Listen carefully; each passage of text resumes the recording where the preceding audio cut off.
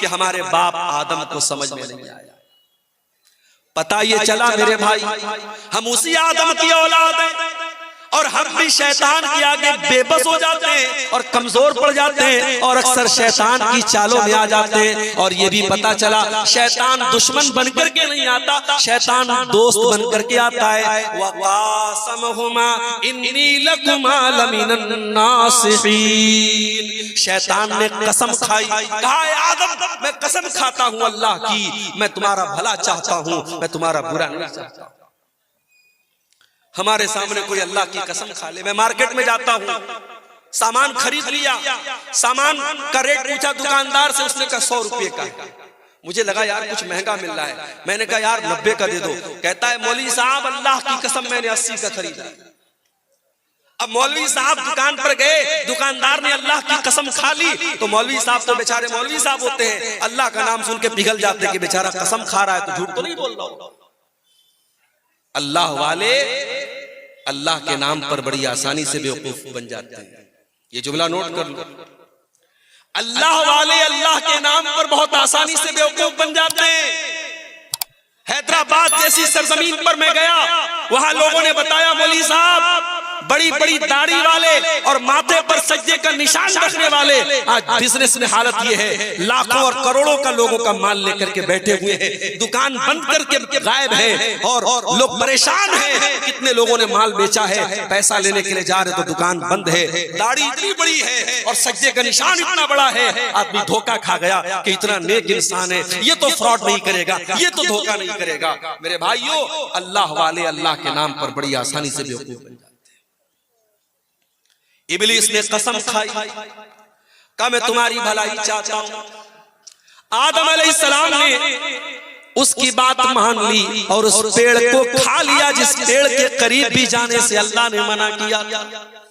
अच्छा, अल्लाह ने ये नहीं कहा मत खाओ, अल्लाह ने ये भी नहीं कहा आदम फल मत तोड़ो, अल्लाह ने कहा फल के करीब भी मत जाओ। आप कहीं देखते होंगे जहां इलेक्ट्रिक पोल होता है और वहां पे करंट और पावर होता है तो उस पे लिखा रहता है खतरा, बड़े बड़े दो उसमें खोपड़ी बनी रहती है और 2 हड्डियां बनी रहती है और बीच में लिखा रहता है खतरा, ताकि आदमी दूर से अलर्ट हो जाए कि इसमें खतरा है। जिस गुनाह के बारे में अल्लाह कह दे करीब मत जाओ, उसके करीब भी नहीं जाना चाहिए। मेरे नौजवान साथियों, आज समाज में ज़िनाकारी और बदकारी आम होती चली जा रही है और आज मोबाइल का इस्तेमाल ज़िनाकारी के एक आले के तौर पर हो रहा है। आज मोबाइल पर होने वाली एक चैटिंग कहां पर जाके खत्म होती है कोई नहीं जानता। आज कितने ज़िना के वाक़यात हुए जिसकी शुरुआत एक मिस कॉल से होती है, एक रॉन्ग नंबर से आई हुई कॉल से होती है, एक गलत नंबर से आए हुए मैसेज से होती है। मेरे प्यारे भाइयों, इसीलिए अल्लाह कुरान में जब ज़िना का नाम लेता है तो ये नहीं कहता है कि ज़िना मत करो, अल्लाह फरमाता है वला तक़रबुज़्ज़िना इन्नहु काना फ़ाहिशतन व साअ सबीला। मेरे बंदो तुम ज़िना के करीब भी न जाना, ये बड़ा गंदा काम है। अल्लाह ने करीब भी जाने से, और इसीलिए मर्दों से कहा गया जब चलो रास्ते में तो अपनी निगाहों को झुका कर चलो। औरतों से कहा गया जब घर से निकलो तो पर्दे में निकलो। अपने घर में अपने भाई के सामने, अपने बाप के सामने, अपने महरम रिश्तेदार के सामने भी औरत से कहा गया वल यज़रिबन बिखुमुरिहिन्ना अला जुयूबिहिन्ना, अपने दुपट्टे को अपने सीने पर रखो, अपने सीने को खुला मत रखो। क्यों मेरे भाई? इसलिए कि कुरान हमें ज़िना के करीब भी जाने से मना। इंडिया की हुकूमत ने इजाजत दे दी, इंडिया से कोई औरत अगर हज करने जाना चाहती है, उम्रा करने जाना चाहती है, उसे किसी मर्द की जरूरत नहीं है, वो अकेली जा सकती है, उसे किसी महरम की जरूरत नहीं है। मगर आप किसी आलिम से फतवा जाके पूछो, कटिहार का इलाका है, मौलाना रहमतुल्लाह साहब बड़े आलिम है, शेख इनामुल हक मदनी साहब बड़े आलिम है, जाके पूछो कि शेख साहब औरत उम्रा करने जाना चाहती है, उसका कोई महरम रिश्तेदार नहीं है, क्या कर सकती है? उलमा जवाब देंगे नहीं कर सकती है। क्यों? आज के दौर में कोई पुराने जमाने की तरह सफर नहीं हो रहा है, है, घोड़े पे सफर नहीं हो रहा है, ऊंट पे सफर नहीं हो रहा है, फ्लाइट का सफर है बाप डोगरा। और कलकत्ता से आप फ्लाइट पकड़े और डायरेक्ट आप सऊदी अरब पहुंच जाए, रियाद पहुंच जाए, 4 घंटे में आप सऊदी अरब पहुंच जाए। आज के दौर में तो कोई खतरा नहीं है, मगर उलमा जवाब यही देंगे कि ये कुरान, ये नबी का हुक्म है, ये शरीयत का हुक्म है, हमें इसमें मंतिक नहीं लगाना है, हमें इसमें लॉजिक नहीं लगाना है। औरत को अगर उम्रा करना है, हज करना है, तो उसका कोई महरम रिश्तेदार होना चाहिए या उसका शौहर होना चाहिए। मेरे प्यारे साथियों, क्यों इस्लाम ने ये हुक्म दिया? इसलिए कि इस्लाम जिना के करीब भी जाने से हमें मना करता है। अल्लाह ने कहा था, आदम तुम इस पेड़ के करीब भी ना जाना। शैतान ने बहकाया और आदम अलैहिस्सलाम ने और उनकी बीवी हव्वा ने, दोनों ने उस पेड़ को खा लिया, उसके फल को खा लिया। अब जैसे ही दोनों ने फल को खाया, कुरान क्या कहता है? फलम्मा ज़ाक़ा शजरत बदत लहुमा सौआतुहुमा व तफ़िका यक़सिफ़ानि अलैहिमा मिन वरक़िल जन्ना। दोनों ने जब उस पेड़ को खा लिया तो दोनों के बदन से कपड़े उतर गए और दोनों नंगे हो गए। हमारे बाप आदम भी नंगे हो गए, हमारी माँ हव्वा भी नंगी हो गई। हाय हाय, अब जैसे नंगे हुए, अच्छा इसका मतलब कि जन्नत में कपड़ा था, इसका मतलब कि जन्नत में कपड़ा था, दोनों कपड़ा पहने हुए थे, कपड़े उतर गए, दोनों नंगे हो गए। अब नंगा रहना उनको पसंद नहीं है। कुरान कहता है दोनों अपने आप को कवर करने लगे, ढांपने लगे। जन्नत के जो पेड़ पौधे थे उसके पत्तों से अपनी शर्मगाह को ढांपने लगे। पता ये चला कि नंगा रहने वाला और नंगी रहने वाली और ये हजरत आदम की औलाद में से कहलाने की हकदार नहीं है। आदम का कल्चर ये नहीं है, ये हव्वा का कल्चर नहीं कि नंगा रहा जाए।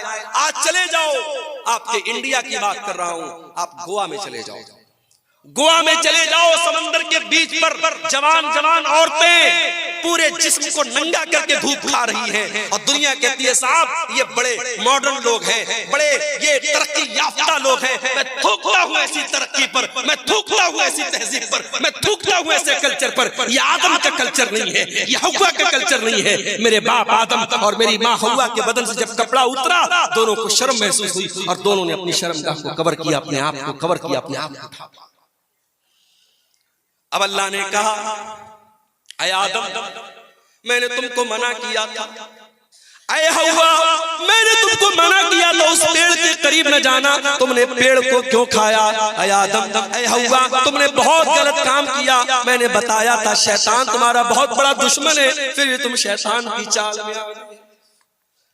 अब हजरत आदम को एहसास हुआ, हजरत हव्वा को एहसास हुआ कि हमसे गलती तो बहुत बड़ी। अब दोनों ने अल्लाह की बारगाह में हाथ उठाया। क़ाला रब्बना ज़लमना अनफुसना व इल्लम तग़फिर लना व तरहमना लनकूनन्न मिनल ख़ासिरीन। दोनों ने पुकारा, ऐ हमारे परवरदिगार, हमने ये गलती करके अपने ऊपर बहुत बड़ा जुल्म कर लिया, बहुत बड़ा अत्याचार कर लिया। एक नुक्ता बताओ, एक पॉइंट बताओ, कोई गुनाह करने वाला किसी और पर जुल्म नहीं करता है, सबसे पहले वो अपने ऊपर जुल्म करता है। जो हराम काम करता है, जो जिना करता है, जो शराब पीता है, जो जुआ खेलता है, जो नमाज नहीं पढ़ता है, जो अल्लाह को नाराज करने वाला कोई भी काम करता है, वो सबसे पहले अपने ऊपर अत्याचार करता है, अपने आप को हलाकत में डालता है। हमारे बाप आदम की दुआ हमें ये सबक दे रही है, रब्बना ज़लमना अनफुसना, ऐ हमारे परवरदिगार हमने अपने जान के ऊपर जुल्म किया है, व इल्लम तग़फिर लना व तरहमना, और अल्लाह अगर तूने हमें माफ न किया और तूने हमको नहीं बख्शा, तूने हम पर रहम न किया, लनकूनन्न मिनल खासिरीन, ऐ अल्लाह हमसे ज्यादा खसारे वाला, हमसे ज्यादा नुकसान वाला कोई नहीं होगा। अल्लाह ने तौबा कबूल की। देखो गलती तो इब्लीस ने भी की थी। अल्लाह ने इब्लीस से कहा था आदम को सजदा करो, इब्लीस ने कहा मैं नहीं करूंगा, इब्लीस ने सजदा नहीं किया। गलती इब्लीस ने भी की, गलती आदम ने भी की, मगर इब्लीस का तरीका ये है कि गलती करके ढिठाई करो, चोरी करके सीना जोरी करो, गुनाह करके गुनाह की दलील दो। और आदम का तरीका ये है, गुनाह हो जाए, गलती हो जाए, खता हो जाए, अल्लाह से माफी मांग लो। मेरे भाइयों, अब जो आदम की औलाद है, जो आदम से अपना रिश्ता जोड़ता है, उससे अगर कभी गुनाह हो जाए तो वो तौबा कर ले। इसीलिए अल्लाह के प्यारे नबी फरमाते हैं, कुल्लु बनी आदम खत्ताउन व खैरुल खत्ताइन अत-तव्वाबून। ऐ आदम की औलाद, तुम सबके सब गुनहगार हो, तुम सबके सब खताकार हो। आदम का हर बेटा खताकार है, हव्वा की हर बेटी खताकार है। अगर कोई कहता है साहब, मौलवी साहब मैंने आज तक कभी कोई गुनाह नहीं किया है, झूठ बोल रहा है। कोई ये दावा कर ही नहीं सकता उसने कभी कोई गुनाह नहीं किया। हर इंसान के दामन पे कुछ न कुछ धब्बे जरूर है मेरे भाई। ये अलग बात है, किसी के धब्बे नजर आते हैं और कोई चमकीला कपड़ा पहन के और व्हाइट कलर का कुर्ता पहन के और बेहतरीन टोपी लगा के निकलता है, उसका कपड़ा और उसका उजला कपड़ा उसके दामन के स्याह उसके कारनामों को छुपा लेता है। मगर दामन सबका गंदा है मेरे प्यारे भाइयों। अल्लाह के नबी कह रहे हैं, आदम के तमाम बेटे खताकार हैं, लेकिन हाँ, सबसे बेहतरीन खताकार वो है अत-तव्वाबून, जो खूब तौबा करता हो, जो खूब अल्लाह से माफी मांगता हो। मेरे प्यारे साथियों, गुनाह हो सकता है, गुनाह करने के बाद इंसान को तौबा कर लेनी चाहिए। जानते हो, गुनाहों की वजह से दुनिया में जितनी कौमें तबाह हुई, सब गुनाह की वजह से। कौमे आद का नाम सुना है? अरे आज ये दुनिया की वो ताकतें जो गरीब मजबूरों को मार रही है, बेकसूरों को मार रही है, जाके बता दो उनसे कभी दुनिया में कोई कौम आद भी आई? ऐसी कौम थी कि बड़े बड़े पहाड़ों को काट के मकान बनाती थी, और कौम आद के लोग कहते थे मन अशद्दु मिन्ना कुव्वा, हमसे पावरफुल कोई नहीं है, हमसे ताकतवर कोई नहीं है, हमसे शक्तिशाली कोई नहीं है। जानते हो अल्लाह ने अंजाम क्या किया? फ़अम्मा आदुन फ़उहलिकू बित्ताग़िया, अल्लाह ने ऐसा अज़ाब भेजा कि आसमान से कौम आद के ऊपर ऐसी चिंगाड़ की आवाज आई, ऐसी आवाज आई, उन आवाज को सुन करके उनके कान के साथ साथ उनके दिल भी फट गए, उनके कलेजे फट गए और वो वहीं पर मर गए। ऐसी आवाज आई आसमान से, अपने आप को ताकतवर कहने वाले कौम आद, उनके कलेजे फट गए और वो मरे पड़े रहे। वअम्मा समूदु वअम्मा आदुन फ़उहलिकू बिरीहिन सरसरिन आतिया सख्खरहा अलैहिम सबअ लयालिन व थमानियत अय्यामिन हुसूमन फतरल कौम फीहा सरा। कौमे समूद के ऊपर अजाब आया, आसमान से आवाज आई, और कौमे आद के ऊपर क्या अजाब आया? अल्लाह ने 8 दिन लगातार ऐसी हवा चलाई, पटक पटक के अल्लाह ने मारा, और कौमे आद के लोग जमीन पे ऐसे मरे पड़े थे। उनकी खोपड़ी अलग है, उनका धड़ अलग है, उनका सर अलग है। अल्लाह कहता है खजूर के सड़े हुए तरों की तरह जमीन पे पड़े थे। ये अंजाम कौमे आद का हुआ। क्यों हुआ मेरे भाई? उन्होंने अल्लाह को नाराज किया था, उन्होंने गुनाह किया था। कौमे समूद का ये अंजाम क्यों हुआ? उन्होंने हजरत शुएब की, उन्होंने हजरत सालेह की नाफरमानी की थी, और अल्लाह के हुक्म से जो ऊँटनी आई थी उस ऊँटनी को उन्होंने कत्ल कर दिया था। जब जब धरती पर पाप हुआ है, जब जब धरती पर गुनाह हुआ है, धरती पर अल्लाह का अज़ाब आया है। और आगे बढ़ी, हजरत लूत अलैहिस्सलाम की कौम की हालत देखी। ये आने वाले मुसाफिरों को लूट लिया करते थे, ये डाका डाला करते थे, और ये अपनी औरतों के बजाय मर्द मर्द के साथ अपनी शहवत पूरी करता था, मर्द मर्द से जिस्मानी ताल्लुक कायम करता था। ये इग़लाम बाजी किया करते थे, ये लौंडेबाजी किया करते थे, ये मर्द मर्द के साथ नाजायज काम किया करता था। आज भी समाज में ये गंदा काम करने वाले कान खोल करके सुन ले, इग़लाम बाजी करने वाला ये ज़िनाकारी से बड़ा गुनाह करता है। ज़िनाकारी करने वाला गलत कर रहा है, मगर इग़लामबाजी करने वाला बहुत गलत काम कर रहा है, वो अल्लाह के अजाब को दावत दे रहा है। हजरत लूत अलैहिस्सलाम की कौम ने जब ये गंदा काम किया तो जानते हो उनका अंजाम क्या हुआ? उनके ऊपर आसमान से पत्थरों की बारिश की गई और अल्लाह ने पूरी उनकी बस्ती को पलट दिया। और आज भी सऊदी अरब के सफर पे आप चले जाएं तो वहां आपको वो जगह मिल जाएगी, और वहां पे डेड सी के नाम से वो जगह है, और उस डेड सी जिसको कहते हैं बहरे मुर्दार, उस पानी के अंदर